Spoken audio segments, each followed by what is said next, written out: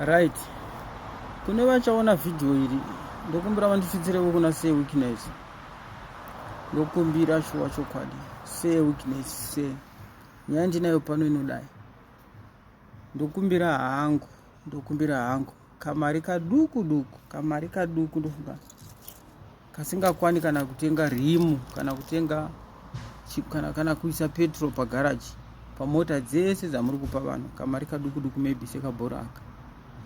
Kekuti ndingovhurawo kamusika pasi pemuti, kamusika ka small business. Ini hangu baba Kali, baba Njoli, wani munhu anobva kumberengwa akangwara asi handina mari. Ndinozviona mota munovapa well done nokusimudzirawo maartist emuZimbabwe munogona. But ini ndachikumbirawo kamari. Ndotoziva kuti vana Colors vakachemera mota mukavapa. Iniwo ndati handisi kuda mota nokuti handina license 1 2 handitombozivi kuti ndoipressa papi kandapinda mairi. 3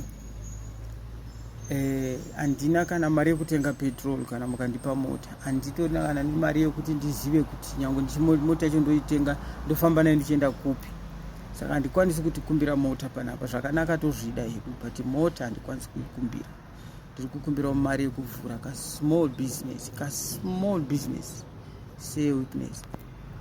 Ka small business. Ndoziva kuti ndikakumbira zvinhu zvikombe ndodawo kamari kanongovhura ka small business even pasi pemuti. Ndingoenda hangu pasi pemuti ndichitengesa madomasi. Say weakness. Ndo zvandotokumbira. As long mandipawo kamari ndikamboregawo kumuka makuseni ndichifambira mahara. Ndinomuka makuseni ndichienda kumabasa ndichishandira mahara asi ndotokumbira. Ndinoziva vanhu chingava sechiseko kune vamwe varume kuti ari kukumbira zvinhu, ari kukumbira kuna Say weakness asi chokwadi ichocho kuti ndozviri pamwoyo. Hapana asingadiwo zvakanaka, munhu wese anotodawo. But ini pano vari kuona video iyi isai kuna Say weakness muvaudze kuti baba Kali, baba Njoli, munhu wani akangwara kumberengwa ari kukumbirawo mari yekuvhura business, small business yakadai. Because handidi mota, handidi bhazi, handidi chero bhasikoro, handidi kana bhara chero bhara rakatokurisa. Nditongoda kamari kekuvhura small market. Nditengesewo chero kutengesa tunzungu muroad, chero kutengesa mazai. Ndotsvagawo Say weakness chindipe iwo. Ipapo ndo pandati nhasi nditaure on public. Not zvekuvanda kana zvokuenda kupi. Ndinototaura chokwadi. Say weakness angaseka ngaseke zvakanovenga ngavenge but chokwadi ndo chandava kutotaura pano. Say weakness ndotsvagawo mari.